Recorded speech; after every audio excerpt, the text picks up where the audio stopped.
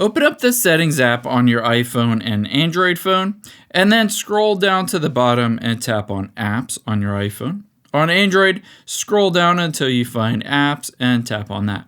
In both cases, we're going to scroll to the bottom and tap on WhatsApp. There's WhatsApp.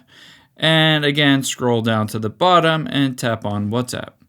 Now, on your Android phone, let's tap on Permissions here. And let's go to Microphone. Tap on it and make sure to switch this to Allow while using the app. On your Android phone, that is turned on. Now on your iPhone, you can see Microphone. Let's toggle this on. If you don't see the microphone on there, on either your iPhone or Android, just hop into the WhatsApp app, tap on Calls, and tap on somebody to make a call. It will ask you, do you want to give it permission to your camera as well as microphone? And you can hit Allow on both. And you'll be able to see, just like that, the calls and the voice messages now work.